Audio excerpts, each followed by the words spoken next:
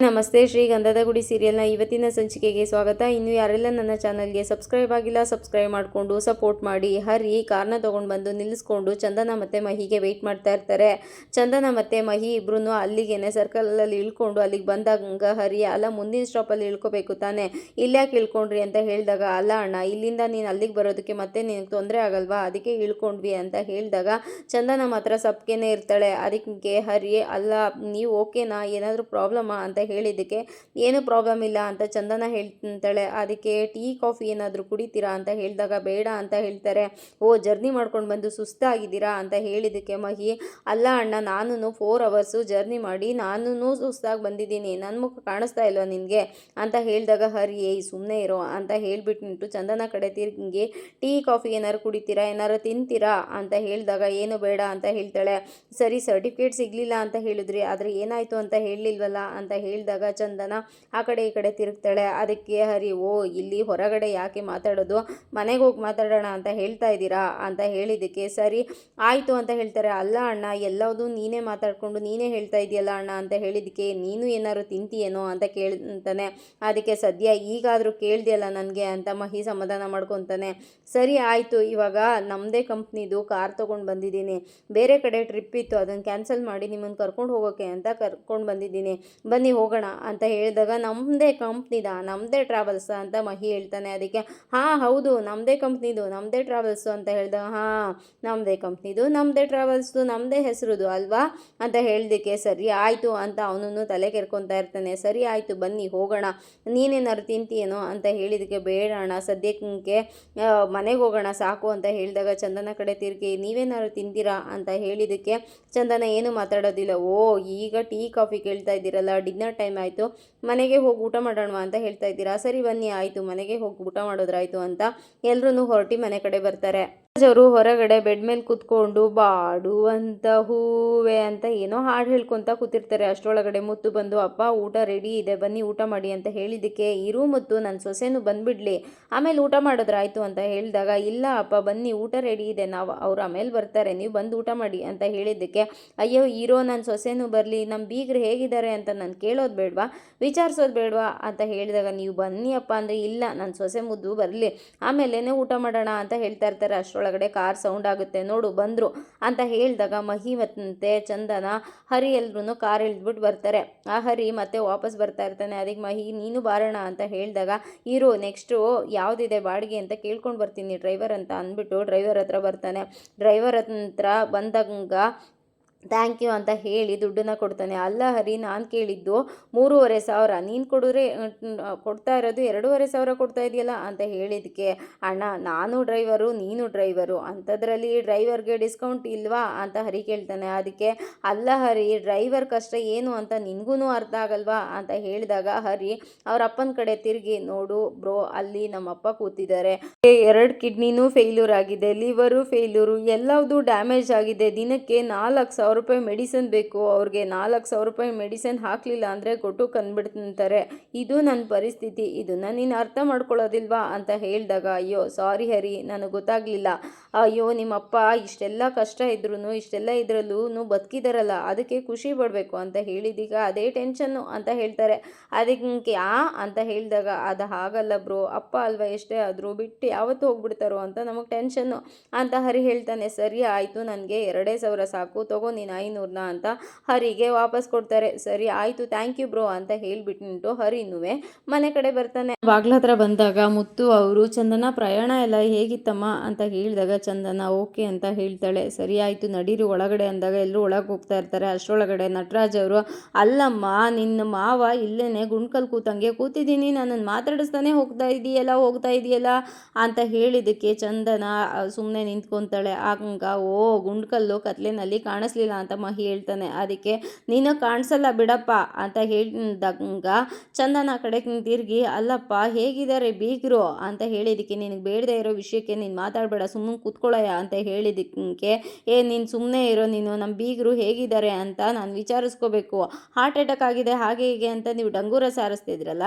ಅದಕ್ಕೆ ಕೇಳಿದೆ ಏನಾಗಿದೆ ಅಂತ ಅಂದ್ಬಿಟ್ಟು ಈಗ ಆರಾಮಾಗಿದ್ದಾರಾ, ಊಟ ತಿಂಡಿ ಎಲ್ಲ ಮಾಡ್ತಾರಾ ಅಂತ ಚಂದನ ಕಡೆ ಕೇಳ್ತಾರೆ. ಅದಕ್ಕೆ ಅದು ನಿನಗೆ ಬೇಡದೆ ಇರೋ ವಿಷಯ, ಬಾಯಿ ಮುಚ್ಕೊಂಡು ನೀನು ನೀನು ಕೂತ್ಕೋ ಅಂತ ಹೇಳಿದಾಗ, ನನ್ನ ಯಾಕೋ ಹಂಗಂತೀಯ ಅಂತ ಹೇಳಿದಾಗ, ಗುದ್ದಿದ್ರೆ ಇವಾಗ ಬಿದ್ದೋಗ್ಬಿಡ್ಬೇಕು ಅಂತ ಹೇಳಿದಕ್ಕೆ, ನನಗೆ ಗುತ್ತೀನಿ ಅಂತ ಹೇಳ್ತೀಯ, ನಾನು ಸ್ಟೀಲ್ ಬಾಡಿ ಕಣೋ, ನಾನು ಸ್ಟ್ರಾಂಗ್ ಬಾಡಿ ಅಂತ ಹೇಳಿದಾಗ, ಕುಡಿದು ಬಿದ್ದಿದ್ರೆ 4 ಜನ ಬೇಕು ಎತ್ತಕ್ಕೆ, ಒಂದು ಸ್ಟೀಲ್ ಬಾಡಿ ಅಂತೆ, ಸಿಂಹ ಅಂತೆ ಅಂತ ಮಹಿ ಬೀಳ್ತಾನೆ. ಹಂಗ ಮುತ್ತು, ಅಯ್ಯೋ ಈಗ ಬೇಡದೇ ಇರೋ ವಿಷಯಕ್ಕೆಲ್ಲ ಮಾತಬೇಡಿ, ನಡೀರಿ ಚಂದನ ಒಳಗಡೆ ಹೋಗೋಣ ಅಂತ ಹೇಳಿದಾಗ, ಚಂದನ ಸುಮ್ಮನೆ ನಿಂತಿರ್ತಾಳೆ. ನಡೀರಿ ಒಳಗೆ ಹೋಗೋಣ ಅಂದೆ, ನಡೀರಿ ಊಟ ಮಾಡಿ ಅಂತ ಹೇಳಿಬಿಟ್ಟು ಎಲ್ಲರೂ ಒಳಗಡೆ ಬರ್ತಾನೆ. ತನ್ನ ಸರ್ಟಿಫಿಕೇಟ್ನ ಅವರಪ್ಪ ಸುಟ್ಟಾಕಿರೋದನ್ನ ನೆನ್ಪು ಮಾಡಿಕೊಂಡು ತುಂಬಾ ದುಃಖದಿಂದ ಅಳ್ತಾ ಕೂತಿರ್ತಾಳೆ. ಅಲ್ಲಿಗೆ ಹರಿ ಬರ್ತಾನೆ. ಆದರೆ ಚಂದನ ಗೊತ್ತೇ ಇರೋದಿಲ್ಲ.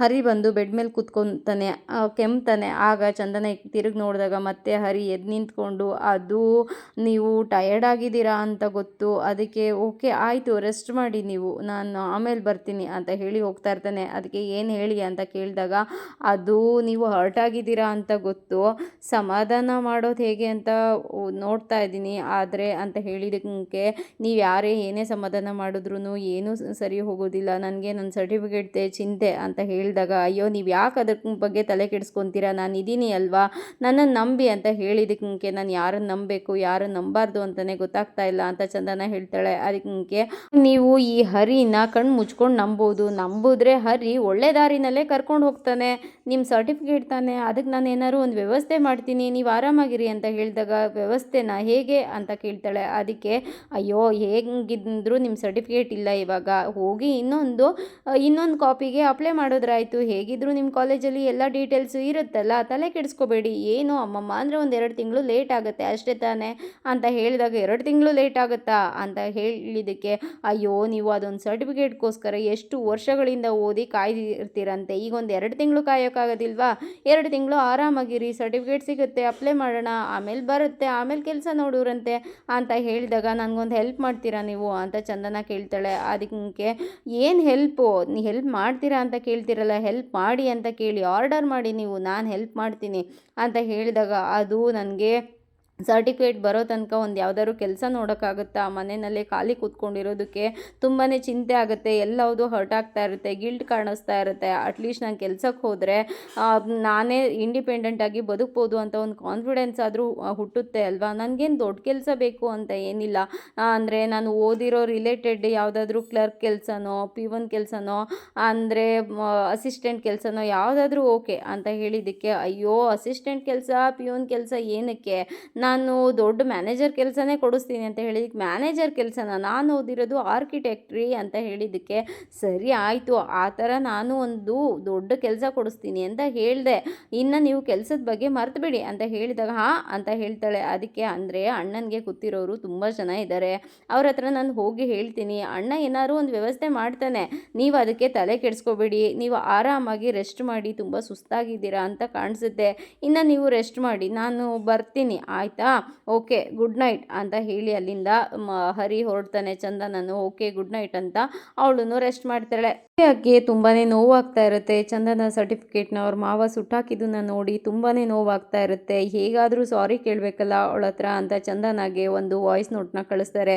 ಚಂದನ ಯಾರ್ದು ವಾಯ್ಸ್ ನೋಟ್ ಅಂತ ಕೇಳಿಸ್ಕೊಳ್ಳೋದಕ್ಕೆ ಶುರು ಮಾಡ್ತಾಳೆ. ಸಾರಿ ಚಂದು, ನಿನಗೆ ಸರ್ಟಿಫಿಕೇಟ್ ಬೇಕು ಅಂತ ಅತ್ತೆ ಹೇಳಿದ್ದೇನೋ ನಿಜ, ಆದರೆ ಇಲ್ಲಿ ನಡೆದಿರೋದ್ರಲ್ಲಿ ನನಗೆ ಏನೂ ತಪ್ಪಿಲ್ಲ ಕಣೆ, ನಾನು ಯಾವತ್ತೂ ನಿನಗೆ ದ್ರೋಹ ಮಾಡಬೇಕು ಅಂತ ಅಂದ್ಕೊಂಡಿಲ್ಲ, ನಿನ್ಗೆ ಯಾವಾಗಲೂ ನಾನು ಒಳ್ಳೆಯದನ್ನು ಬಯಸಿದ್ದೀನಿ, ಆದರೆ ಇದರಲ್ಲಿ ನಂದು ಏನೂ ತಪ್ಪಿಲ್ಲ, ಅತ್ತೆ ಈ ಥರ ಮಾಡ್ತಾರೆ ಅಂತ ನನಗೆ ನಿಜವಾಗ್ಲೂ ಗೊತ್ತಿರಲಿಲ್ಲ, ದಯವಿಟ್ಟು ನನ್ನನ್ನು ಕ್ಷಮಿಸು ಚಂದು, ದಯವಿಟ್ಟು ನನ್ನನ್ನು ಕ್ಷಮಿಸು ಕಣೆ ಅಂತ ಬೇಡ್ಕೊಂಡು ಒಂದು ವಾಯ್ಸ್ ನೋಟ್ನ ಕಳಿಸಿರ್ತಾರೆ. ಚಂದನಗೂ ತುಂಬಾ ನೋವಾಗ್ತಾ ಇರುತ್ತೆ. ನಾವು ಒಬ್ಳೇನೆ ತುಂಬ ಅಳ್ತಾ ಕೂತಿರ್ತಾಳೆ. ಆಗಿರೋದನ್ನೆಲ್ಲ ನೆನ್ಪು ಮಾಡಿಕೊಂಡು ಅಲ್ಲಿಗೆ ಭಾರತಿ ಬರ್ತಾಳೆ. ಓ ನೀವು ಇಲ್ಲಿದ್ದೀರಾ, ಏನದು ಯಾಕೋ ಬೇಜಾರಲ್ಲಿದ್ದೀರಾ ಅಂತ ಹೇಳಿದ್ದಕ್ಕೆ, ಏನಿಲ್ಲ ಅದು ಕಣ್ಣಲ್ಲಿ ಏನೋ ಸ್ವಲ್ಪ ಕಸ ಬಿತ್ತು ಅಂತ ಹೇಳಿದ್ದಕ್ಕೆ, ಈ ಥರ ರಾತ್ರಿ ಹೊತ್ತು ಕೂತ್ಕೊಂಡ್ರೆ ಹೀಗೇನೆ ಕಣ್ಣಲ್ಲಿ ಏನಾದರೂ ಬಿದ್ದುಬಿಡುತ್ತೆ ಅಂತ ಹೇಳಿದ್ದಕ್ಕೆ ಆಯಿತು ಅಂತ ಸುಮ್ಮನೆ ಆಗ್ತಾಳೆ ಚಂದನ. ಅದಕ್ಕೆ, ಅಲ್ಲ ನೀವು ಏನೋ ತುಂಬಾ ಬೇಜಾರಲ್ಲಿದ್ದೀರಾ ಅನಿಸುತ್ತೆ, ಏನಾಯಿತು ಅಂತ ಕೇಳಿದಾಗ, ಆ ಥರ ಎಲ್ಲ ಏನೂ ಇಲ್ಲ ಅಂತ ಚಂದನ ಕೇಳಿ, ಸರಿ ನೀನೇನು ಇಷ್ಟೊತ್ತಿನಲ್ಲಿ ಬಂದಿದೆಯಲ್ಲ ಅಂತ ಹೇಳಿದ್ದಕ್ಕೆ, ಅಮ್ಮ ಸೀರಿಯಲ್ ನೋಡ್ತಾ ಇದ್ಲು, ಇದೇನೇ ಒಳ್ಳೆ ಟೈಮ್ ಮಾವನ ಮಾತಾಡ್ಸೋಕೆ ಅಂತ ಓಡ್ಕೊಂಡು ಬಂದುಬಿಟ್ಟೆ, ಇನ್ಮೇಲೆ ಮಾವನಿಗೋಸ್ಕರ ಅಷ್ಟೇ ಅಲ್ಲ ನಿಮ್ಮನ್ನು ಮಾತಾಡ್ಸೋಕ್ಕೂ ನಾನು ಬರ್ತೀನಿ ಅಂತ ಹೇಳಿದಾಗ ಚಂದನ ಓ ಹೌದಾ ಅಂತ ಹೇಳಿದಾಗ ಭಾರತಿ ಆಯಿತಾ ಇನ್ಮೇಲೆ ನಾನು ನೀವು ಫ್ರೆಂಡ್ಸ್ ಅಂತ ಹೇಳ್ತಾಳೆ. ಓಕೆ ಫ್ರೆಂಡ್ಸ್ ಅಂತ ಇಬ್ಬರೂ ಶೇಕ್ ಹ್ಯಾಂಡ್ ಮಾಡಿಕೊಂಡು ಅಬ್ಬಾ ಥ್ಯಾಂಕ್ ಯು ಅಂತ ಚಂದನಾಗೆ ಥ್ಯಾಂಕ್ ಯು ಹೇಳ್ತಾಳೆ ಭಾರತಿ. ಹಾಗಾಗುತ್ತೆ ಚಂದನ ಎದ್ದು ಹೊರಗಡೆ ಬರ್ತಾಳೆ. ಆಗ ಎಲ್ಲರೂ ಮಲಗಿರೋದನ್ನ ನೋಡಿ ಶಾಕ್ ಆಗ್ತಾಳೆ. ಓ ಏನಿದು ಇನ್ನೂ ಮಲ್ಕೊಂಡೇ ಇದ್ದಾರಲ್ಲ ಅಂತ ಯೋಚನೆ ಮಾಡ್ತಾ ಇರ್ತಾಳೆ. ಅಷ್ಟರೊಳಗಡೆ ಮುತ್ತು ಅಲ್ಲಿ ಬಂದು ಟೀ ತಗೊಳಮ್ಮ ಅಂತ ಹೇಳಿದಾಗ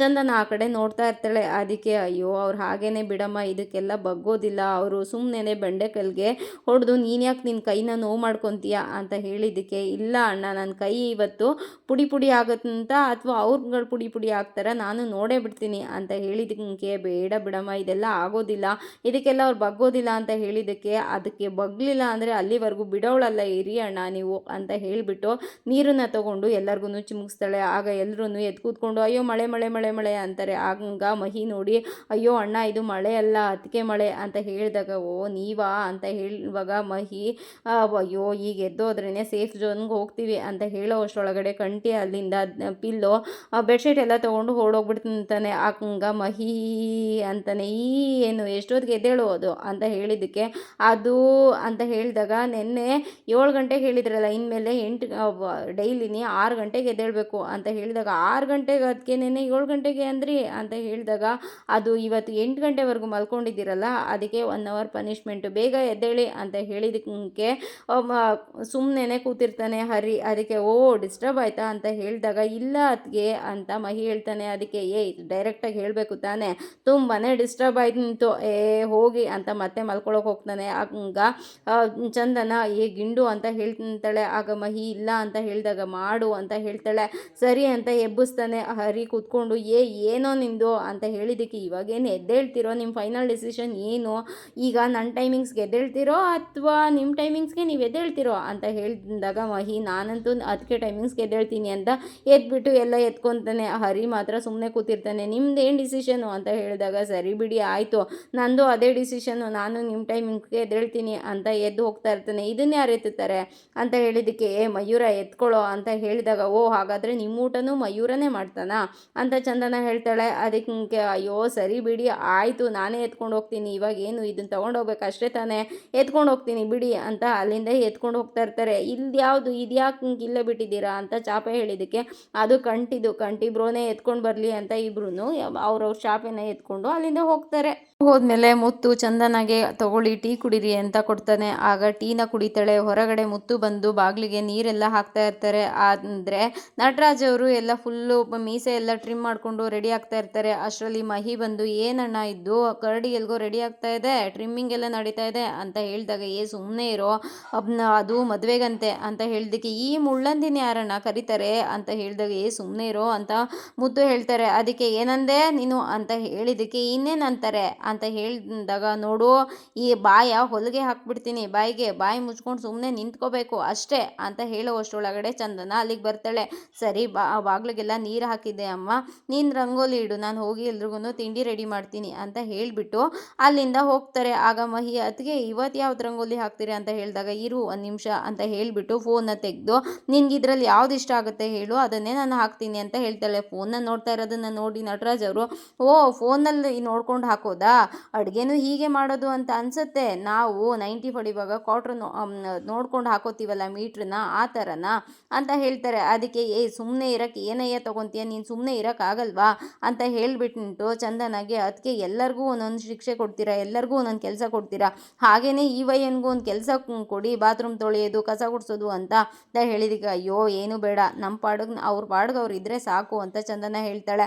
ಸರಿ ಅದಕ್ಕೆ ಆ ರಂಗೋಲಿ ಯಾವ್ದು ಹಾಕ್ತೀರಾ ಅಂತ ಹೇಳಿದಾಗ ನೀನು ಯಾವುದು ಅಂತ ಸೆಲೆಕ್ಟೇ ಮಾಡಲಿಲ್ಲ ಅಂತ ಹೇಳಿದ್ದಕ್ಕೆ ಓ ಇರಿ ಅದಕ್ಕೆ ಅಂತ ಹೇಳಿ ಸೆಲೆಕ್ಟ್ ಮಾಡಿ ಕೊಡ್ತಾನೆ. ಸರಿ ಆಯಿತು ನಾನು ರಂಗೋಲಿ ಹಾಕ್ತೀನಿ ಅಂತ ಕೂತ್ಕೊಂಡು ರಂಗೋಲಿನ ಹಾಕ್ತಾ ಇರ್ತಾಳೆ. ರಂಗೋಲಿ ಹಾಕಾಗತ್ತಂತೆ. ಅಷ್ಟರೊಳಗಡೆ ನಟರಾಜ್ ಅವ್ರ ಕಡೆಯಿಂದ ಒಂದು ಮ್ಯಾಚ್ ಬಾಕ್ಸ್ದು ಕಡ್ಡಿ ಅಲ್ಲಿ ಬೀಳುತ್ತಂತೆ. ಅದನ್ನ ನೋಡಿ ಶಾಕ್ ಆಗಿ ಚಂದನ ಎದ್ದು ನಿಂತ್ಕೊತಾಳೆ. ಅಯ್ಯೋ ನಿನಗೆ ಏನು ಗೊತ್ತಾಗಲ್ವಾ, ನಿನಗೆ ಅದಕ್ಕೆ ಇಲ್ಲಿ ರಂಗೋಲಿ ಹಾಕ್ತಾ ಇದ್ದಾರೆ ಕಣ್ಣು ಕಾಣಿಸ್ತಾ ಇಲ್ವಾ ನಿನಗೆ ಅಂತ ಹೇಳಿದಾಗ ನೋಡು ಇಲ್ಲಿ ನಂದೇ ರೂಲ್ಸು, ನಾನು ಹೀಗೇನೆ ದರ್ಬಾರ್ ಮಾಡ್ಕೊಂಡು ಇರೋದು ಅಂತ ನಿನಗೆ ಗೊತ್ತು ತಾನೇ, ಮಾತಾಡಬೇಡ ನೀನು ಅಂತ ಹೇಳಿ ಅಲ್ಲಿಂದ ಹೋಗ್ತಾ ಇರ್ತಾರೆ. ಇಲ್ಲಿ ಚಂದನ 1 ನಿಮಿಷ ಅಂತ ಹೇಳಿದಾಗ ಏನಮ್ಮ ಅಂತ ನಿಂತ್ಕೊತಾರೆ ನಟರಾಜ್ ಅವರು. ನೀವು ಇಷ್ಟೊಂದು ಯಾಕೆ ಬೀಡಿ ಸೇದೋದು, ಯಾಕೆ ಬೀಡಿ ಸೇದ್ತೀರಾ, ನೀವು ಸ್ವಲ್ಪ ಕಮ್ಮಿ ಮಾಡಬೇಕು ಅಂತ ಹೇಳಿದ್ದಕ್ಕೆ ಎಷ್ಟಮ್ಮ ಸೇರ್ತೀನಿ ನಾನು ಅಂತ ಹೇಳಿದಾಗ ಅಲ್ಲಿ ನೋಡಿ ಅಂತ ಹೇಳಿದ್ದಕ್ಕೆ ಯಾರಮ್ಮ ಇಷ್ಟೊಂದು ಬೀಡಿ ಸೇದಿ ನಮ್ಮನೆ ಮುಂದೆ ಹಾಕಿರೋದು, ಅದು ಯಾರು ಅಂತ ಹೇಳು, ನಾನು ಮಚ್ ತಗೊಂಡು ಕತ್ತರಿಸಾಕ್ಬಿಡ್ತೀನಿ ಅಂತ ಹೇಳ್ತಾರೆ. ಅದಕ್ಕೆ ಹಾಗಾದರೆ ನಿನ್ನ ತಲೆನೇ ಕಡಿಬೇಕು ಕಣಯ್ಯ ಫಸ್ಟು ಅಂತ